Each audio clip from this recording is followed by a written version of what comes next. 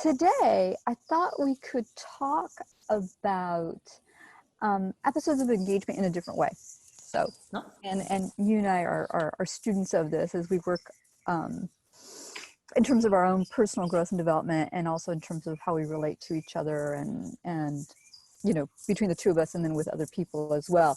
Because it turns out that, you know, when our lab question of how good can we be to each other, it turns out to be a very personal one. I was listening to a Tim Ferriss podcast recently where he was talking to Jim Dethmer. And Dethmer has done a lot of work on conscious leadership. And long form podcast, as usual, with Tim Ferriss. But there was one bit that really stood out for me that I wanted to share with you. And Dethmer talks about how to move from victim consciousness into other states, and you know, how do you live your ethics in your leadership and so on, right? It's really about authentic leadership, but in order to be an authentic leader, you have to be an authentic person as well. And he was talking about the relationship that he had with his wife and how they operate to have a co-committed relationship rather than a codependent relationship. And he was saying that in a codependent relationship, you're focused on making the other person happy. And one of the unintended consequences of operating that way, and by the way, a lot of family systems work that way. Certainly it's very common in family dynamics or relationship dynamics where there's addiction or alcohol. That's a very common outcome. So you work very hard to make the other person happy, but what that can breed is resentment and entitlement, according to Dethmer. So the example he gives is, say a husband is taking care of the kids for the weekend because he does that to make his wife happy. And what that does is it breeds resentment in him because he didn't want to do it, but he's doing it to make her happy. And then he decides to go out and have a night out with the guys because he feels entitled. And so you get into this very bad negative feedback loop that's ultimately corrosive in the relationship, right? And you can see that also in work relationships. If you're doing things to make other people happy, or you're saying things to make other people happy because you don't want to create a conflict, because the codependency is all about avoiding conflict and confrontation, right? And so the perceived solution is I'll just give in, right, to keep the peace. He says in a co-committed relationship, you're focused on making yourself happy. It's your job and your responsibility to make yourself happy, and for the other person to make themselves happy. So that way, when you have an episode of engagement, in our lingo, you can authentically express where you're at. So say you can show up and bring your happiness to it. Right. And you can speak honestly, you can speak your truth. And it can be as simple as, you know, I'm thinking of getting pizza for dinner, and you might say, oh, you know, you could go along and make that person happy, but you're going like, well, I'm trying to watch my diet or my carbs and all that, but I'm going along even though it's detrimental to me, as opposed to saying authentically, well, pizza isn't really great for me. Could we get a salad as well, right? To accommodate both needs, and then both parties are happy. And I thought that was a really interesting lens on episodes of engagement in terms of how we show up, because if we can't show up as our authentic selves, then we put a blocker on our creativity, and we put a blocker on our talents and our aspirations, because we're saying, I can't move forward on that because there's no safe space for me to do that. I have to be other focused. And it's funny because certainly in my upbringing, to be other focused was considered to be a virtue, that you should think of others first. But the way Dethmer was talking about it made me step back and think, maybe I need to revisit this, because if I'm not showing up authentically, then the opposite of that is showing up dishonestly. You can end up in a place where you didn't intend to be by having these false narratives in your head. I'm going to do the non-peace innovation thing and start with the negative, because I saw there's like only one sort of negative thing to address there, which is that the resentment and entitlement are even worse than what he's saying, because it's bilateral resentment and bilateral entitlement. You know, the wife probably resents that she had to ask the husband to take care of the kids. And he didn't just notice and realize it needed to be done and volunteer. And then she also probably feels entitled because you can just see how this, you end up with a vicious circle sort of on both sides, right? Exactly. If it was only one person feeling resentment and only one person feeling entitled in the interaction between two people, that would be bad. But in fact, it's twice as bad because these things build equal and opposite effects where the resentment of one party becomes contagious and infectious, causes resentment in the other party. The entitlement in one party also causes a sense of entitlement in the other party. And you get a double whammy there, basically. Margarita, this reminds me of what Taylor taught us. Shout out to Taylor Kinney here. Yeah. About strong frame. So we had one of our students at Stanford was a professional salsa dancer, among other things. Well, a professional Dancer. Yeah, ballroom dancer. And I guess I have to be careful there. I guess technically she wasn't professional because professional is something else. She was a competitive ballroom dancer. Exactly, right, which is Yeah. non-professional apparently, or something like that, yes. The striking lesson for both of us from Taylor was the whole notion of strong frame. Right. And the notion that if you're both trying to make each other happy, you just go around in circles and you end up with neither party being able to coordinate to make either party happy, and you end up with stepped on toes and things like that. Right. And in ballroom dance, the strong frame has to do with how you hold your body. And so the male does the lead, and if he doesn't have a strong body posture, then the female can't follow effectively. So, you know, if he in some ways holds himself a little bit rigid, then the mechanics work of moving around. If you're flopping around, then there's no energy to move on the dance floor. And it was so interesting to say that it's not about lead as in dominating, but lead as in a signal of this is the direction that we're going to move. And then, you know, as he directs her, she can be more successful, and as she responds, he can respond in kind. Yeah. So it's very much being in relationship with each other so that both sides can shine. The third thing that lands really positively about the notion of co-committed is you can come to the table, you can come to your colleague, your partner, your spouse, whoever it is, your child, you can come to an interaction from a place of surplus, from a place of abundance. You know, I have my happiness already because I'm in charge of my happiness and I got some already and I can bring it to the table to share with you. And that seems counterintuitive because a whole lot of the way our society is constructed is designed, part of the hooks that keep people engaged with society in some less healthy societies. There's a fundamental idea that your happiness comes from other people, not from you.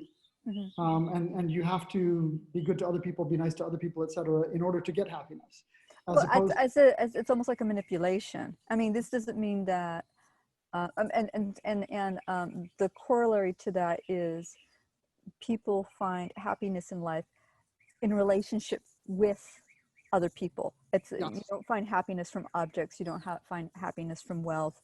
When they look at, you know, seniors, older people on their deathbeds, they don't say like, you know, I led an amazing happy life because I, you know, I had a pile of money. It was, I had a happy life because I had friendships, I had relationships, I had love and all that. But again, as we said in the prior conversation, you can't give with what you don't have. So, to be able to generate that love within yourself, for yourself and for others, that's unconditional.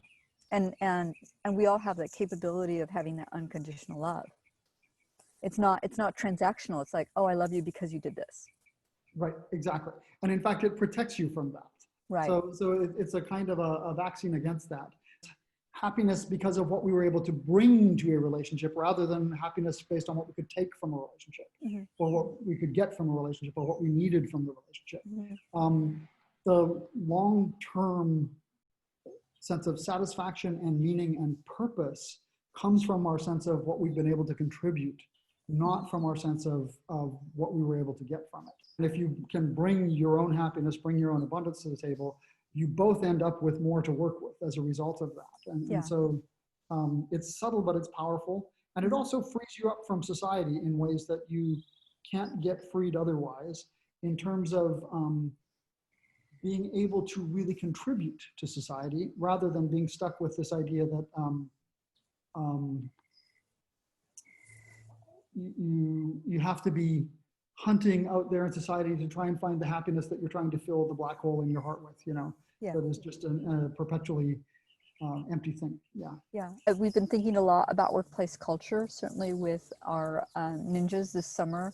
We've been doing the deep dive into how to design a workplace culture, especially one that's digital.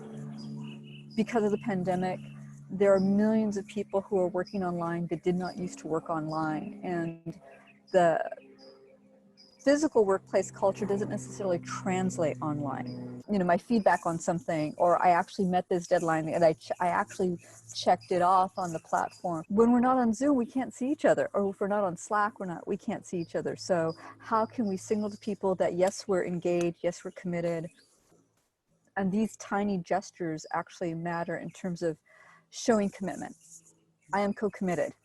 I am doing this versus ghosting, checking out, being absent, and so on and so forth. Because people will read all sorts of stories, they'll interpret all sorts of things based on your action or lack of action. So how do we do better Our signaling? brains fill that stuff in. Yeah. Always. You should see the catalog of stories that I have about you. I can just imagine. Margarita, you mentioned our own really interesting hard work over the last few months around culture design for ourselves, and let's give a little bit of that backstory. That we've had a lab at Stanford for the last 12 years now. Mm-hmm. Coming out of a project in the Persuasive Tech Lab, and then eventually, as of 2010, being our own lab. And then setting up the Institute in The Hague in 2017. Right. So, right. The lab being a traditional, typical academic lab, and we have run it like a traditional, typical academic lab inside of a big university bureaucracy, right? And so it was interesting as we started looking then at how do we really start setting up the culture of the Institute, which has been sort of a project we've been building, but hasn't really become a populated project until this, well, it's been a series of summer institutes and things like that right up until February, and then when the pandemic hit, and then suddenly we had 30 interns, and we were going from 4 part-time people to a bunch of full-time people and a bunch of really committed interns as well, and suddenly going, okay, we have to actually start practicing what we tell all of our all the different organizations, companies and governments and so on that we work with around the world. We need to start practicing that internally and designing the Institute to actually have the culture we tell other people how to do. And so we moved from sort of teaching what we know is really effective and valuable because we've seen our partners adopt it and see positive impact from it. And also it's heavily research-based. But we hadn't actually had to practice it ourselves. And that's been painful. Well, part of it is, we're transcending cultures, right? So in the Institute, it's outward facing. We're developing programs, products, and so on as we make this evolution from being very research and academic, internally focused, to really having impact in the world. So that requires a different set of skills, different operation, and so on. Academia deadlines are loosely held. If it could take you 8 years to get a PhD, deadlines are fairly flexible. In the business world, deadlines matter because you're expending capital and payroll and you got to make things happen. Otherwise you run out of money, right?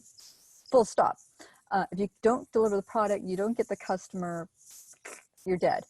And so making that transition to something that's leaner, more operational, more GSD, get stuff done, it's been interesting to bridge that because you have to change the mindsets. Yep. and the accountability and the responsibility and the roles and so on. And not everyone can make that transition. When we were working with a German company a few years ago, they were going through a transformation from an old way of working to a new way of working. And there's an entire cohort of employees that were not down for the new plan. And they said, okay, we're going to try to retrain you, but if this isn't who you are, and if this isn't who you're willing to be, you're going to be left by the wayside. And that's one of the consequences of any kind of transformation.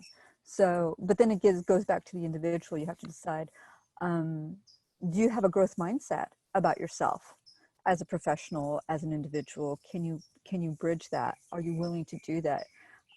If you have a fixed mindset, this is the way I am, this is the way I'm always going to be, and I'm not going to change, whew, especially in 2020, let me tell you, everything's changing. So you better find your internal agile, right? and change the story in your head that you are retrainable, that you are adaptable, that you can shapeshift and move in this new direction. Because quite frankly, the context is forcing us all to be nimble and agile in a way that we may not have had to do so in the past. And so again, being co-committed and saying, as opposed to being a victim, right? If you have a victim, this victim consciousness, all these things are happening to you, they're happening at you. How do you switch again from this conscious leadership from at you to with you to through you? Is shifting that mindset can all of a sudden become much more empowering, but also there are huge opportunities for new things you can do, personal growth, professional growth. And when we talk about our engagement framework of like, we don't know actually what the upper limits are of positive engagement or positive peace. You can also see that with yourself. What are the upper limits? You don't know actually. There's so many different ways that you can develop that are hard to imagine when you're in a very fixed mindset. If you have a victim consciousness, a victim mindset, where things are happening at you and you don't feel like you have control, then your ability to perceive a solution is very limited because the solution is in the power of somebody else, right? You don't feel like you have a role in co-creating a solution or co-creating a future. And that's a terrible place to be, because then you're in a state of fear, being very defensive about preserving something that may not be preservable, to be honest, because the context and the environment is changing so rapidly. And instead of saying, I'm going to hang on to this thing, this identity, this whatever it might be, if I could wave a magic wand and be or do something different in the future, what might that be? That possibility space is actually quite open. In the US, we tell our kids, you can grow up to be anything you want to be. That's not entirely true, because there's ability and circumstance and finance and all these things that come into play. However, having a plan, an aspirational plan, you can get closer to that goal if you put it out there than if you don't.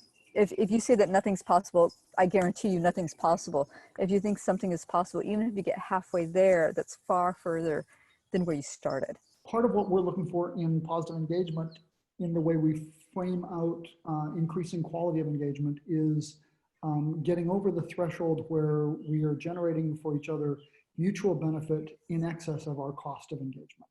Mm-hmm. Because until we can get to that threshold, our engagement isn't sustainable, right. Let alone scalable, right? And so I intuit that part of how we know we are doing co-committed co-committed engaging is that it is generating mutual benefit in excess of our engagement costs. And so interesting to look at sort of the overlap of frameworks there and see where the intersection points are. Certainly in Silicon Valley, that's been a pattern of people who work together well in a company, in a startup, in a department, and then they go off and they start something new, and they start something new. PayPal Mafia, the Fairchildren, when you look at the history of semiconductors, and so on. The colleagues who love working with them go with them because it's so right. hard to find those good working relationships. So yeah.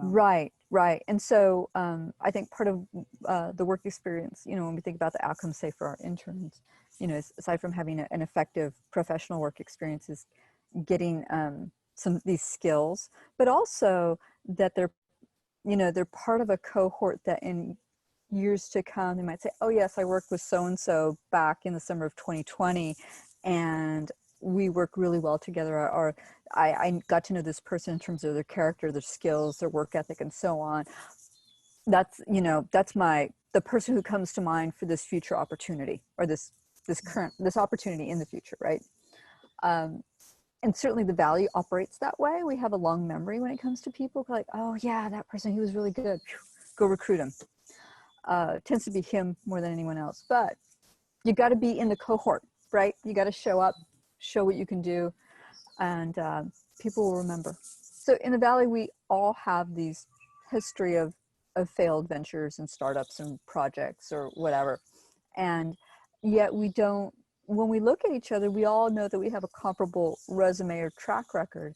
But what we actually remember is how collegial the person was, you know, how responsive they were. It's really more about their character, what they were able to produce. You know, could they get it done on time? Was it well done? All that. So we care about the execution. We can't control whether or not something's going to be successful. What we can control is the quality of our work. What we can control is the quality of our interactions and our episodes of engagement with some other party. One of the things you need to figure out is, where are you on the risk continuum? Now, some people know that they're entrepreneurial because they were doing lemonade stands and they had a hustle in high school and it was easy for them. Other people don't know. So how can you put your toe into figuring out something that's risky? You might join a startup. You might be part of a team where you can see how you like it. Do you like ambiguity or not? I know that for our interns, we've given them a whole range of experiences, from things that are very concrete to things that are super ambiguous. And if they didn't know where they stood on that continuum, they do now. Yeah. And some of them say, I love being in this blue ocean space where I need to figure things out. And other people are going like, no, no, no, no, no, no, no. Give me something with deadlines and tasks and a checklist and exactly what I need to do, because that's my happy space. And other people have stretched, saying, oh, that was my happy space, but I've learned to be comfortable with the unknown. And just for the interns here, since a bunch of them will be watching this, my aspiration for them out of this time with us is that the people who do crave the structure and systems and process and so on, that they learn how to take any open, ambiguous space and be able to impose that structure on it. Right. So that, you know, because if you have the power to take any empty space and turn it into your happy space, then you've got power in the world. Right. So. And certainly when we look at some of the big planetary and existential challenges that we have right now, it's ambiguous. Like, what is the correct solution to climate change? You know, what is the correct solution to institutional racism? People are going like, I want to do something. They don't know what to do. And so part of it, solution to COVID, let alone the next pandemic, when we don't even know what it's going to be. So now, or even if we do know the correct solution, there might be the correct solution factually, but it's not correct socially. Sometimes facts don't translate into action if it isn't emotionally true for someone. And that's one of the things that we're discovering with the pandemic, because identity has been, and identity politics has been overlaid onto facts. So something as simple as masks, you could look at the data and say, you know, probabilistically, you should wear a mask, because the risk of not wearing a mask outweighs, you know, the risk of wearing a mask, for instance. But then it's been politicized. So now people are using it, interpreting it as a social signal instead. So these things are getting conflated, right? They're getting, it's blurring what you should do, because depending upon your context, if you're trying to signal to your tribe that you're part of your tribe and they don't wear masks, and if you wear a mask, you're putting yourself at social risk. So so you don't want to do that. If on the other hand, what you're putting on the mask because you have someone who's immunocompromised, then the right thing to do is put on the mask, right? And so there's a lot of nuance in all this that I don't think is properly weighted Yeah. in terms of people who are trying to guide the public on the right thing to do. So you almost need to give people choices and say, and also how do we educate people on probabilities, Yeah. right? And we kind of know that in a very simple way. And how do we communicate these other issues in a way that's really grounded for people and say like, well, you know, on balance, you should wear a mask. So risk taking is everywhere in life. There's risk taking in terms of who you choose for a life partner. There's risk taking in whether or not you choose to have children, what city you live in, do you buy a house or not, what career path you take, what you study in college, do you go to college or not. And you All can't of avoid risk because there's risk in, you know, whatever choice you might say, well, that choice seems risky, so I'm not going to accept that choice. There's choice in not making that choice. There's risk in not making that choice as well. So right. I think the people, the paradox is the people who are really risk averse put themselves most at risk when they don't make a decision. a whole bunch of the people that could most use the stuff we've been building are in that position. Mm-hmm. And I'm just bookmarking that for future because we've got some quick, easy things we could give them that would just help them break free of that cycle. Right. And then we've got a process that they can come be part of along with a whole bunch of other people where they can start to de-risk all their next steps towards success in a really systematic way. Right. And to make the world a better place in the process. Right, because right now the challenge is that we need to take action to create the world that we want to live in, the world that we actually want to live in. And but we're so scared that we're willing to tolerate a world that is unlivable for so many people and unjust for so many people because it's the devil we know, right? And we don't have confidence in building that better world. And again, I want to bring it down to tiny behaviors, tiny steps, and saying, but in your everyday life, there are things that you do on a regular basis that you may not see anymore. They're just invisible to you, that you do in order to create a better world for your future self. And it could be something as simple as going for a walk every day, because you're doing this tiny behavior around your health or being mindful of what you eat. So we actually already engage in practices that will take us where we want to be in the future. But we discount it because it seems so trivial, right? So the things that we can do at a personal basis, but then there are things that need to be done at a systems level as well. And those are harder because as an individual, how do I influence the system?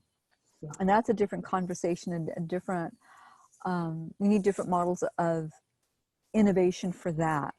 And again, in the Valley, we do disruptive things. We create brand new industry that becomes aspirational, that people want to go to, that takes the energy away from the old way of doing things. So it's not going in and saying like, oh, you should, like for instance, electric cars. We never have to go against something. We just make it so attractive to do the other thing that people take the energy away from the thing instead of having to ever.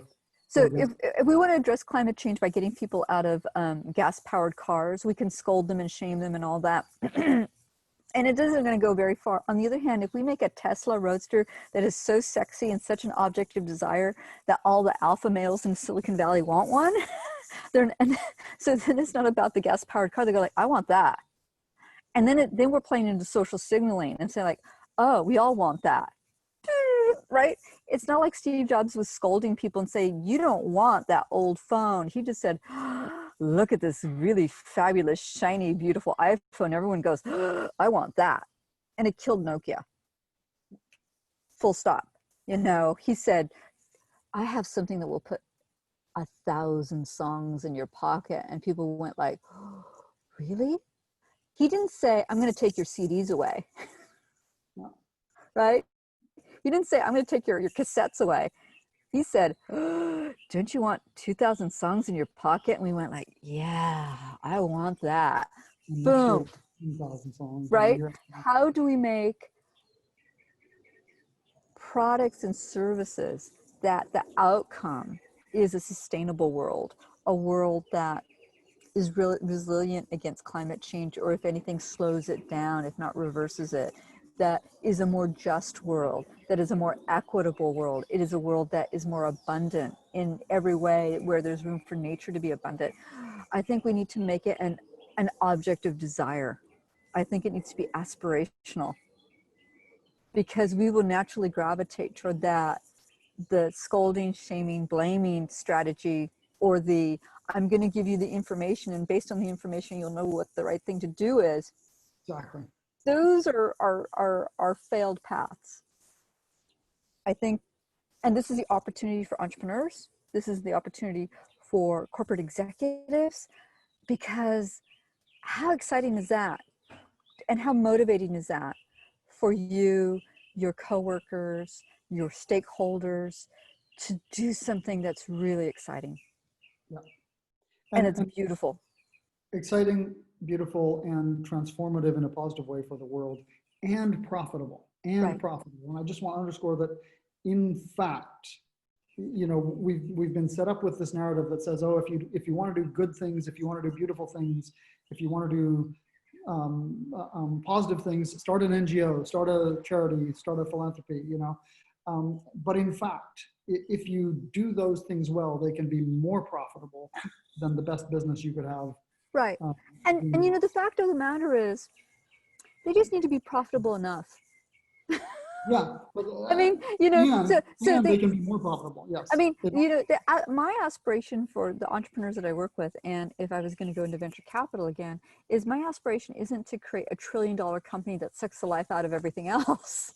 But my aspiration is to make hundreds or thousands or millions of companies where people can have a middle class life, where we can have a sustainable world. And like, I'm hell yes to all that, rather than a winner take all and the rest of us are struggling. Yeah. Right? Because if we organize our world solely around ROI, we will end up in a place that we don't like to be. If we organize our world around relationships, sustainability, beauty, abundance, and we make those financially viable, that's going to get us to a place we all want to be. Yeah. We have to come back also and talk about capital velocity and the importance of capital velocity as you move, sort of big lumps of new wealth that are created with this superstar winner take all model. As you move that wealth as fast as possible through, continuously branching out to capillary networks of where that wealth is needed. One of the challenges we have in the financial system is that takes decades right now. And part of what we're trying to address, and you know this from venture capital, and I know this from investment banking, if you have, $100 billion, no matter how much you want to do good things with that, there are not enough good investments. There are not enough good investments to be able to put that money to work in ways that will really change the world. Venture capital is very bespoke. It's very human driven, so it doesn't scale. And I think that one of the challenges of putting large amounts of money to work is that you have to do the due diligence, or you should do proper due diligence, I should say. And the amount of work to look at a small deal is the same amount of labor as it is to make a big investment. Hence the bias toward making bigger investments, because of the people involved. You got to do the research, you got to talk to people, you do background checks, you're doing all sorts of assessments, gut checks, and everything else. And that doesn't because scale. of the liability of not doing that as well. So yeah. Yeah, well, the liability is like, you don't make any money. And I've seen really poor due diligence out there. The liability is you never work in finance again. That's the liability. Well, if you didn't do your due diligence, that's what I mean. Yeah, I've seen very poor due diligence, perfunctory, basically following someone else's lead, assuming that they did the due diligence, and you're just going along with.